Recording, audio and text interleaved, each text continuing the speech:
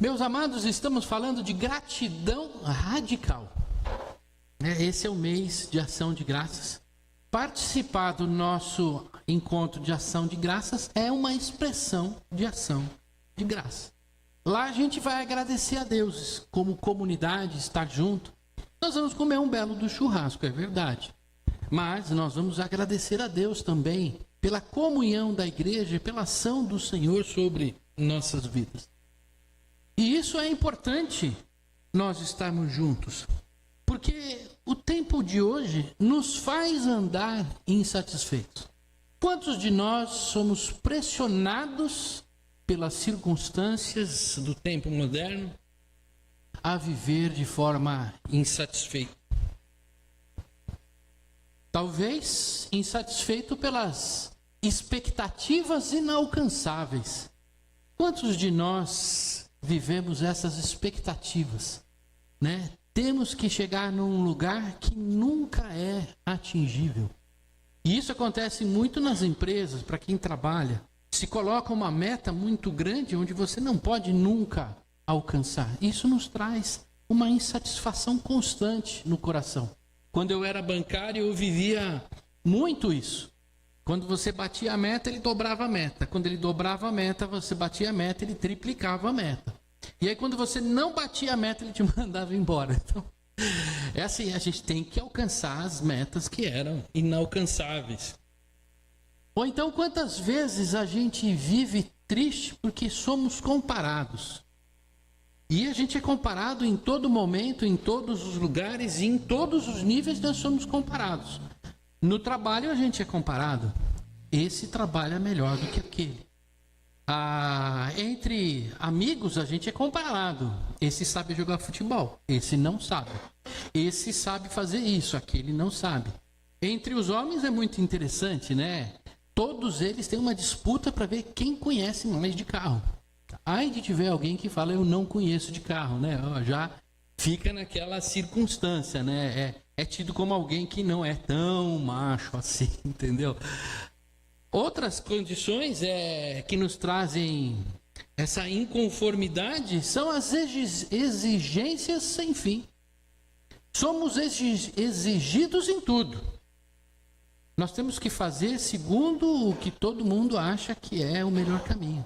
Nós não podemos viver as nossas tristezas porque alguém está falando para nós que você tem que ser de forma diferente. Às vezes a pessoa passou por uma situação difícil e já vem alguém dizendo que ela tem que superar em tanto tempo que se ela não superar não deu certo. Ou então que você tem que fazer aquilo de uma forma tão brilhante que você também não consegue. E tudo isso nos gera uma tristeza muito grande, uma insatisfação grande. Como que a gente pode manter um coração grato, um coração leve, em paz, quando tudo aquilo está nos levando a essa insatisfação de entregar resultado, de ser aquilo que se espera? Por isso, hoje em dia, gratidão é muito mais do que uma virtude.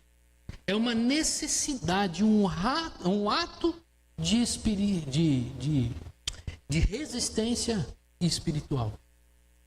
A gratidão não é uma resposta apenas, mas é uma necessidade que nós temos de lutar contra toda essa pressão que nos torna constantemente insatisfeitos.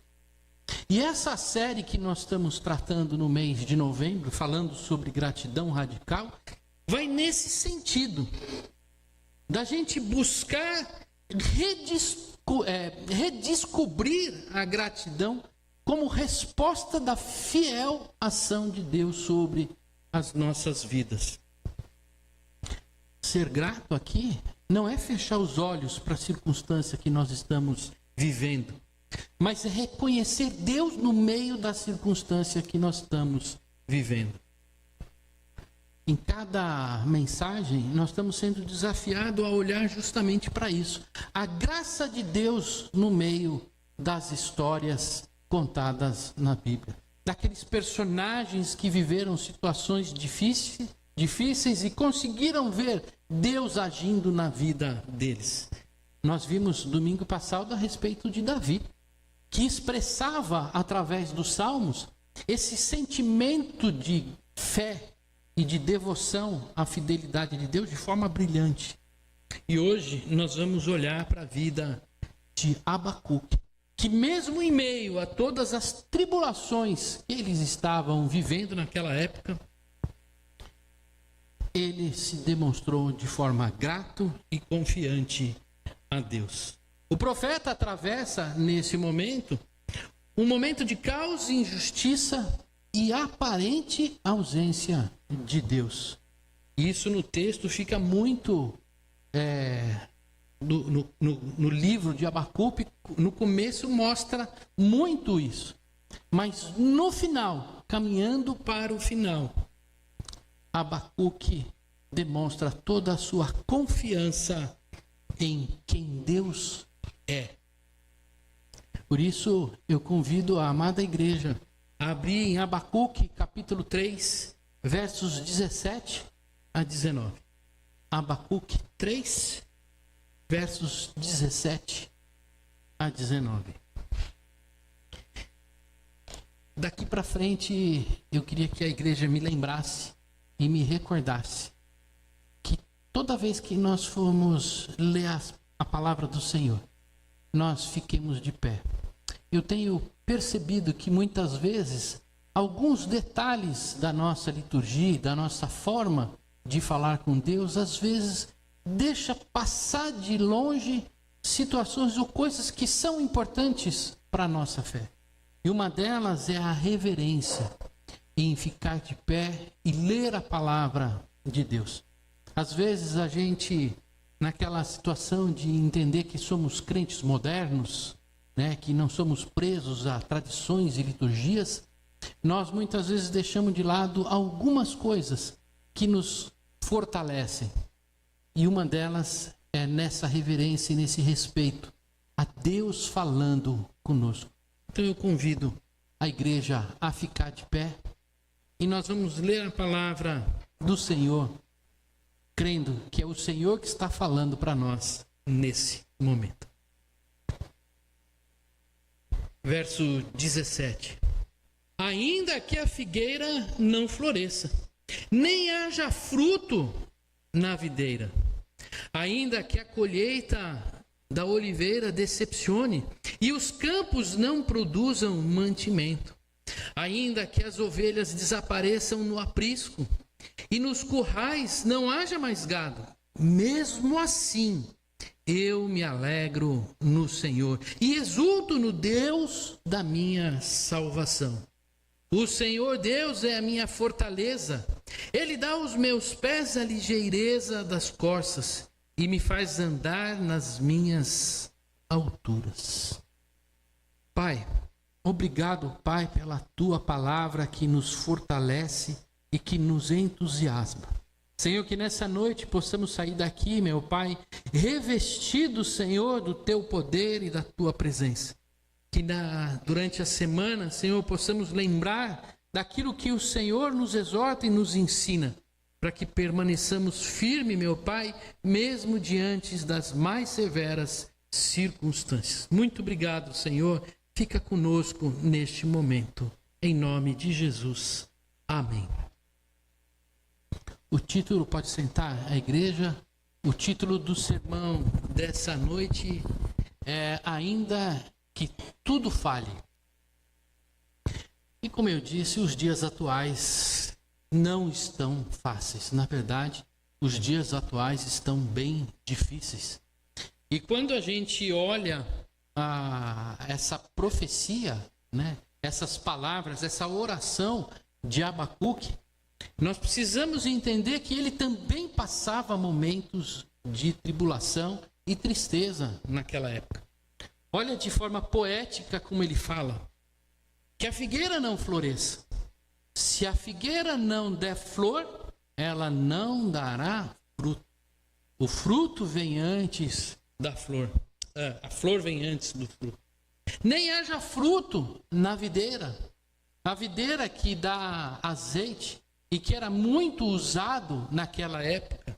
Ainda que a colheita da oliveira decepcione Nós tivemos ali, o ano passado, um problema muito grande lá na Europa, porque as oliveiras, por conta da mudança climática, não deram a produção que era suficiente.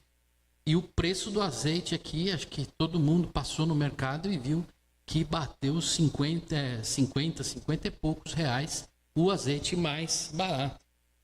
E os campos não produzem mantimento. No Rio Grande do Sul, ano passado, e talvez esse ano, por conta do tornado e das chuvas do ano passado, quem lembra dos campos de arroz que foram alcançados pelaquela tempestade?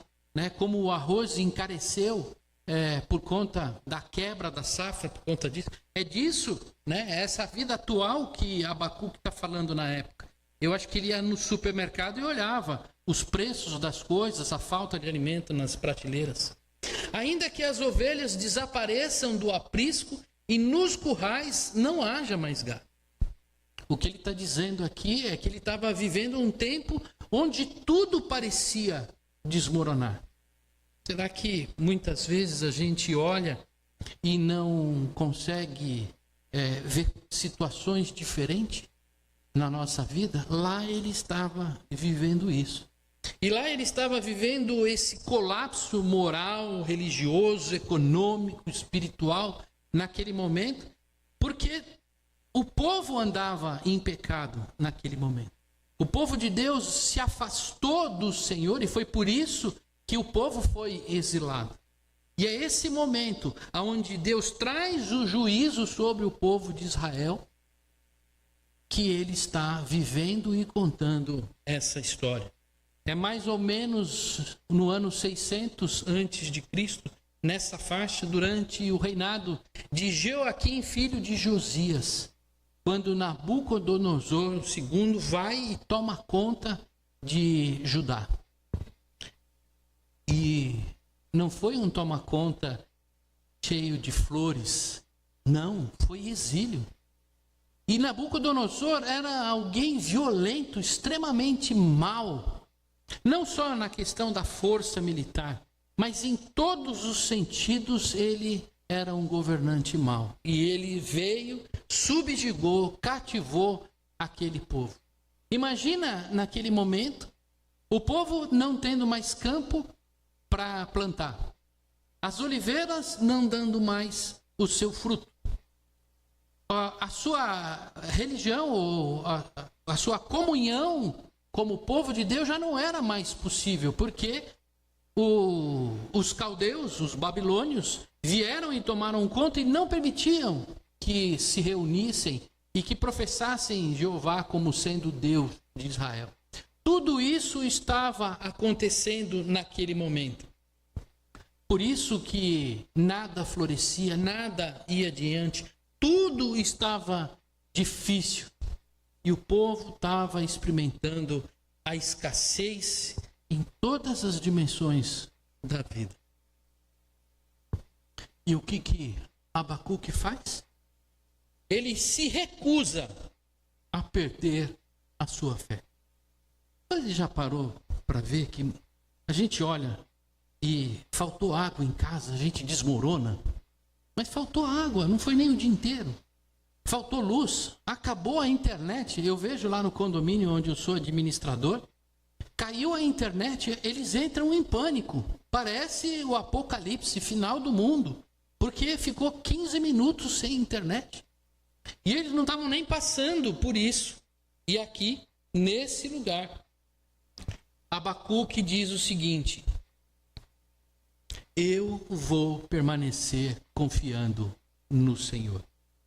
Será que nós temos essa mesma perspectiva nos dias de hoje? E olha que a gente acha que se está difícil, desculpa falar, mas vai piorar. Pastor, o senhor está muito pessimista, né? Como é que vai piorar, né? Está resolvendo a guerra lá em Gaza, parece que está resolvendo, parece que está indo, né? Lá no outro país está assim, os acordos comerciais no mundo estão entrando, né? A nova safra está vindo. Eu acho que não é assim. Olha o que o Senhor Jesus fala. Mateus 24:12. E por se multiplicar a iniquidade, o amor de muitos se esfriará. será que isso não é um sinal evidente nos tempos de hoje de deteriorização das relações humanas? Será que a gente não está vivendo o mesmo desgaste, problema que Abacuque estava vivendo lá? As nossas relações, a falta de amor faz com que você passe na rua, veja alguém caído e ninguém ajuda. Outro dia eu vi na televisão um homem que saiu de não é alambique, onde vende bebida? Adega. Ele saiu de uma adega e o segurança bateu na pessoa, ela caiu no chão, todo mundo ficou olhando e o cara caído. 1 hora, 2 horas, 3 horas. 4 horas depois, alguém na rua passou, viu, chamou a ambulância, essa pessoa morreu, porque ela bateu na cabeça. É falta de amor. Quantas vezes a gente vê as questões de criminalidade no Rio de Janeiro? A criminalidade está em níveis alarmantes. A corrupção no país e tudo isso que nós temos vivido tem demonstrado que a gente tem passado momentos difíceis na nossa vida. Parece mais difícil manter a fé viva e um coração grato no meio de tudo isso que nós estamos vivendo. Porque isso tem, além de nos afetado moralmente, muitas vezes tem nos alcançado também no dia a dia. Na violência de você ter medo de ficar fora de casa 5 segundos na hora de se despedir, porque a gente tem medo de ser assaltado. Passou um gato, é uma sombra, eu corro para dentro de casa. Ou então não paro no farol e fecho o vidro, fecho tudo porque eu tenho medo. E quantas coisas mais a gente tem visto que tem trazido esse ambiente de insegurança e insatisfação para as nossas vidas. Na questão política, nós vamos entrar novamente num ano de eleições e a polaridade é aquilo que nos afasta, que cria embaraço, que faz machucar, e isso também é sinal dessa deterioração da sociedade, dessa corrupção da unidade, da amizade, de amar ao próximo. A questão é o que nós vamos fazer diante de tudo isso? Abacuque nos ensina: eu me alegrarei no Senhor em todas essas circunstâncias, ao Deus da minha salvação. Em meio ao caos, em meio ao problema, em meio a tudo que nós temos vivido, eu confiarei na fidelidade do Senhor. E aqui, quando a gente lê o texto completo de Abacuque, ou mesmo o versículo anterior, a gente vê uma transformação radical na vida do Abacuque. Primeiro ele olha e ele faz toda uma declaração de todas as consequências do que ele está vivendo. Daquela tristeza, daquela agonia.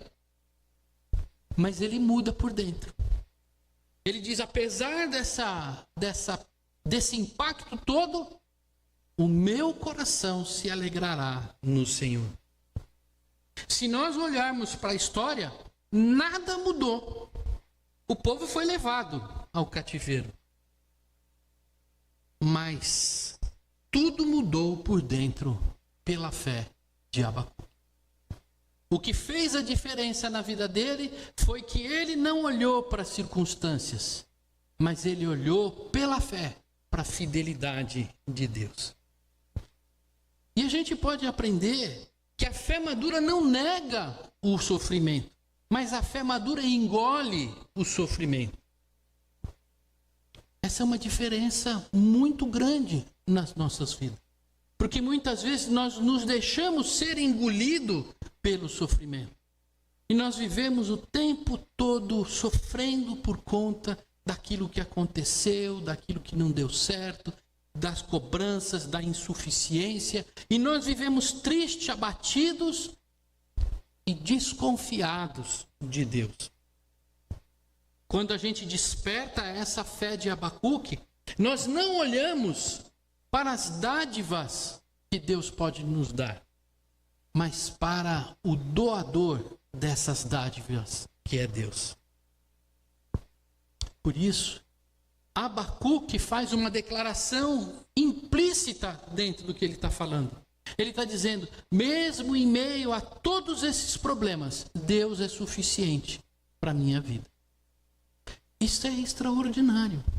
Porque ainda que a situação seja difícil, Deus é suficiente para a minha vida. Na cruz, Cristo cumpriu tudo isso que Abacuque tem falado. Quando nós olhamos para a cruz e vemos todo o sacrifício do Senhor Jesus Cristo, nós vimos tudo aquilo que Abacuque tem falado. Ainda que ele tenha sido perseguido, ainda que ele tenha sido caluniado, ainda que ele seja preso, maltratado, pendurado no madeiro de forma injusta, ainda assim ele preservou e permaneceu sem pecar. Ele não negou a Deus, ele não olhou para as circunstâncias, mas ele creu que o Pai tinha um plano para ele. E ele ressuscitou, porque Deus assim foi fiel sobre a vida dele. Por isso, é em Jesus Cristo que está a nossa salvação. Quando Abacuque fala assim, mas assim eu me alegro no Senhor e exulto no Deus da minha salvação, hoje a nossa fala é assim, mesmo assim eu me alegro em Jesus Cristo, porque Ele é o Deus da minha salvação. Nós olhamos para Jesus Cristo, nós fortalecemos a nossa fé. E a partir dali, nós mudamos a nossa perspectiva e o nosso ponto de enxergar o mundo. As circunstâncias, os problemas, as dificuldades. A confiança na salvação nos ajuda a atravessar os momentos mais difíceis da nossa vida. Talvez muitos diante de dificuldades grandes, eu não digo que são dificuldades pequenas, cada um de nós enxerga o que viveu do seu tamanho. Para mim pode ser pequeno, mas para você pode ter sido gigantesco. Mas quando a gente olha para Jesus e aceita o Senhor Jesus, em que Ele é suficiente, nada fica grande demais para que a gente possa superar. Porque o Senhor nos faz atravessar esses momentos, assim como fez o povo. O povo viveu exilado. O povo sofreu a justiça pelos seus maus caminhos. Mas o Senhor não os abandonou. Pelo contrário, o Senhor resgatou e trouxe ele de volta. A questão é ser otimista ou ser pessimista nesses tempos. Talvez muitos digam, né, eu tenho essa questão, não, a gente tem que ser otimista no meio dos problemas. A questão é que nós não devemos ser otimistas, mas nós devemos viver pela fé. Olha o que o verso 19 diz: o Senhor é o Deus da minha força. Ele dá aos meus pés a ligeireza de corços e me faz andar nas minhas alturas. Essa não é uma visão otimista de Abacuque. Abacuque não está sendo otimista em dizer, olha, eu tenho certeza que a vida vai melhorar. Não. E a gente precisa entender que existe uma diferença muito grande em ser otimista e viver pela fé. Ser otimista ou ser positivo tenta ver o lado bom das coisas como com base na esperança humana. Então eu sou uma pessoa positiva, otimista, eu olho e falo assim, não, vai dar certo. Eu espero que dê, eu tenho esperança que dê certo. Eu tenho esperança que o São Paulo melhore, mas não é pela fé, não tem sido.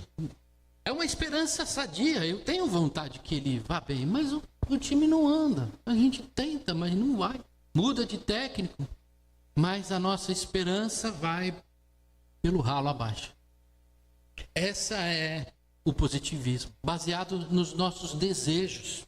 Se eu pensar o bem de forma convicta, isso acontecerá. Como se eu quisesse controlar a situação com a força da mente. Dos adolescentes, ou nós mais velhos também. Quem já não foi para uma prova na escola? Eu vou tirar nota boa, eu vou tirar nota boa, eu vou tirar nota boa. Você estudou? Não. Por que você vai tirar nota boa? Você não estudou. Não é o seu desejo intenso que vai fazer as coisas mudarem. Isso é positivismo, isso é ser otimista. É achar que a gente pode controlar a vida real através do desejo intenso do nosso coração. Positivismo ou otimista é o seguinte, é aquela questão da autoafirmação ou da negação. Se eu não sinto ou se eu não tenho, não existe. Isso tem muito a ver com os homens. Mulheres não, mas tem muitas vezes. Bem, você está precisando ir no médico. Não, não tenho nada. Então, e essa pinta? Não é nada. Mas como não é nada? Você está negando. Está lá a pinta, está todo mundo vê. Né? Quantos homens muitas vezes vão urinar e vai de pouquinho em pouquinho, pouquinho. O que você tem? Não tenho nada. Como não tem nada? Mas não era assim no passado. Não, mas eu não tenho nada. Vai lá ver. Não, não vou, não tenho nada. É a negação, mas você vai ver, ele pode estar com um problema de próstata, só que ele não cuida. Quantas vezes a gente não quer ir no médico, não quer resolver, não quer porque a gente nega. A gente acha que negando, tendo uma autoafirmação ou então uma negação, a gente consegue fugir da realidade. Isso é pensamento positivista. Uma outra dimensão de pensamento positivista ou de otimismo é se me deixa contente é bom. Se não me deixa contente não é bom. O que importa é eu me sentir bem. E isso tem muito presente na vida espiritual da igreja. Eu não vou pelo que a palavra diz. Eu vou por aquilo que eu me sinto. Se eu sinto que essa palavra me bateu, então essa palavra é de Deus, é maravilhoso. Mas isso bate com a realidade? Essa promessa está na palavra de Deus? Não, mas isso para mim bateu no meu coração. Isso me deixa feliz. Será que muitas vezes a gente não tem conduzido a nossa vida olhando para os desejos do nosso coração? E se os desejos são atendidos, está tudo bem. Se não me agrada, então não está bom. Isso é viver de forma positivista, ou otimista, ou negativista. Agora, pastor, então tá bom. Agora, o que é então viver pela fé? Viver pela fé é enxergar a fidelidade de Deus, mesmo quando não há um lado positivo e visível. Ainda que a figueira não floresça. Eu consigo ver e enxergar e viver, mesmo que não haja sinal nenhum de bênção de Deus ou de ação de Deus nas nossas vidas. Fazendo um contraponto a respeito do positivismo e do viver pela fé. Enquanto o positivismo, eu quero controlar a realidade a partir daquilo que eu penso, quem vive pela fé não é escravo de emoções humanas, mas se sustenta na promessa de Deus. Não estou escravo da realidade, da força da minha mente. Não é a força da minha mente ou daquilo que eu penso, da intensidade do que eu quero que vai me levar a algum lugar. Mas é conhecer e aceitar a promessa de Deus. Para isso, eu preciso conhecer a palavra de Deus. Quem não lê não conhece as palavras de Deus. Quem não lê se deixa levar pela força da mente. Quem vive pela fé não não foge da realidade, mas enfrenta a realidade pela soberania de Deus. Essa é uma diferença muito grande. Quando você está diante de uma situação, ou você nega que não existe, ou você está com aquela autoafirmação. Não, isso aqui vai passar. Eu lembro Muitas pessoas não se cuidaram da sua saúde e morreram porque não cuidaram da sua saúde. Quantas pessoas foram alertadas de que deveriam parar de fumar, por exemplo, e isso traria problema no pulmão. E a pessoa, mesmo sabendo, continuava.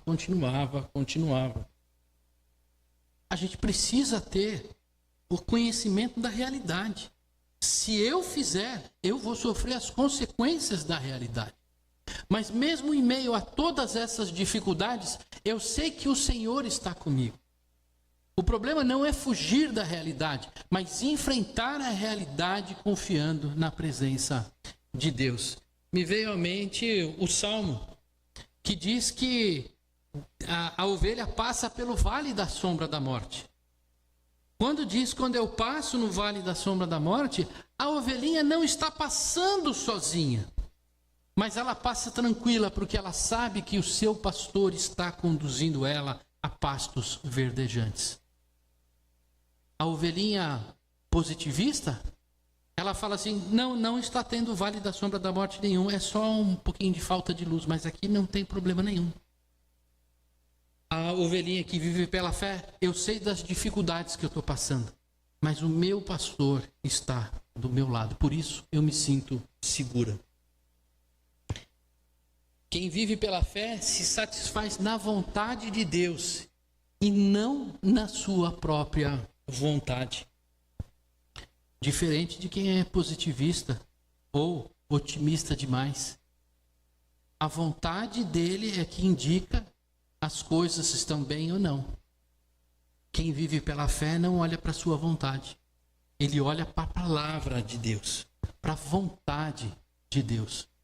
Aquele que, vamos dizer assim, vive uma fé positivista, ele fala assim, não preciso ir na igreja porque eu estou me sentindo bem.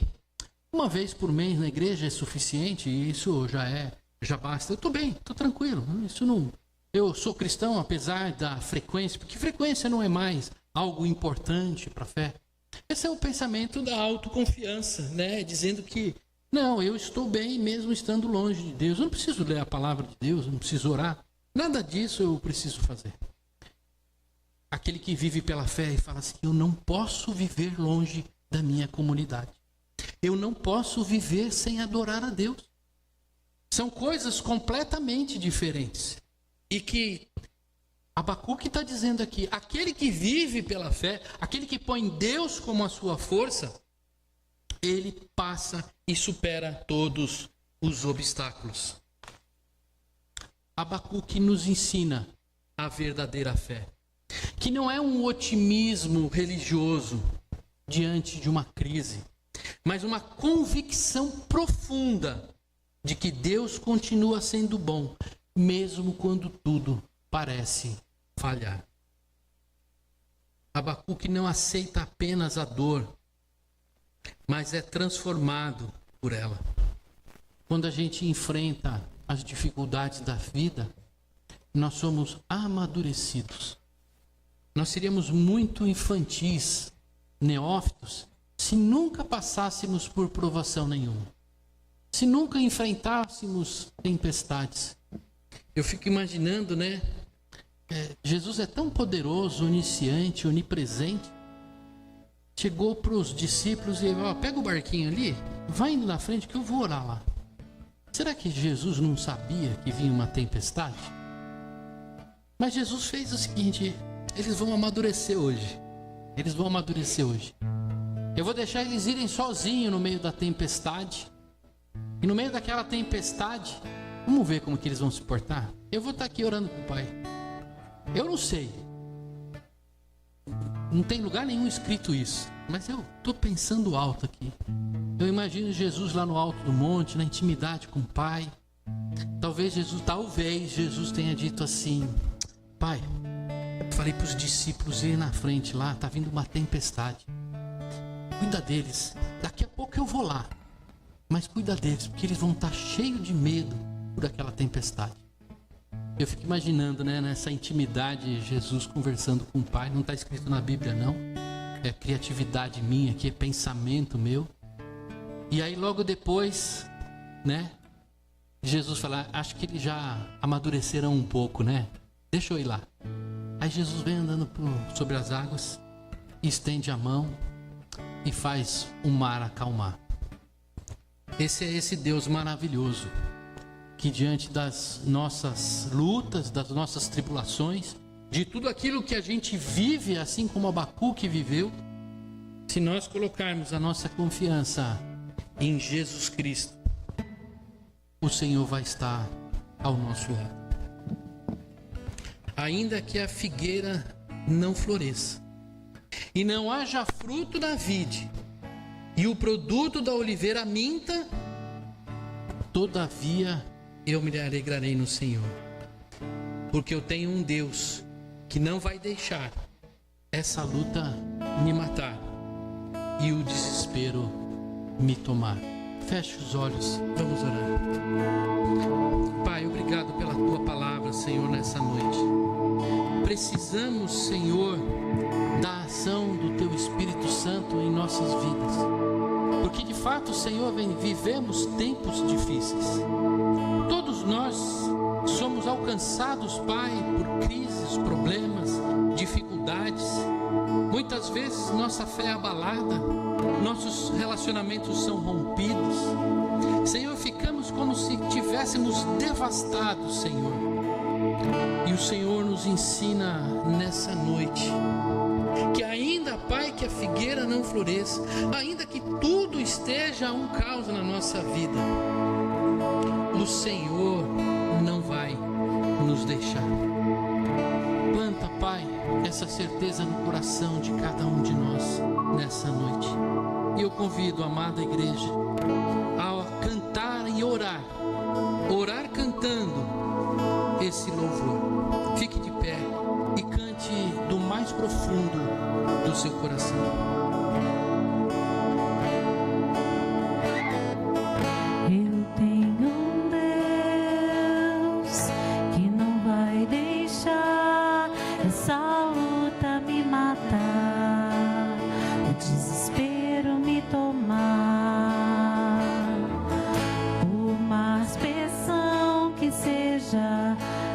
Situação, o controle ainda está na palma de suas mãos. Eu tenho um Deus que não vai deixar essa luta me matar, o desespero me tomar. Por mais pressão que seja a situação, o controle ainda está na palma de suas mãos. Choro dura uma noite, mas a alegria ela vem pela manhã. Eu creio, eu creio. O choro dura uma noite, mas a alegria ela vem pela manhã. Eu creio, eu creio. Ainda que a figueira não floresça, que não haja fruto na vide, e o produto da oliveira aumenta, todavia me alegrarei, todavia me alegrarei, todavia me alegrarei.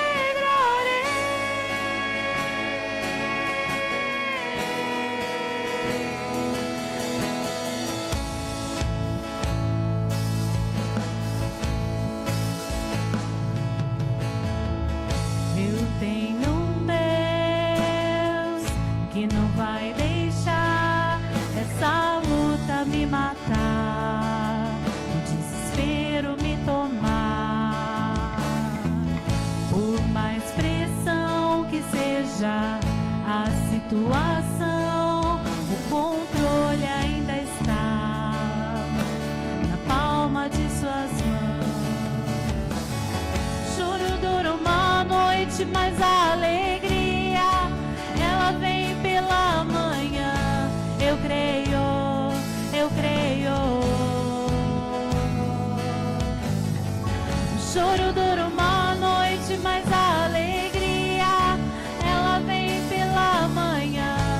Eu creio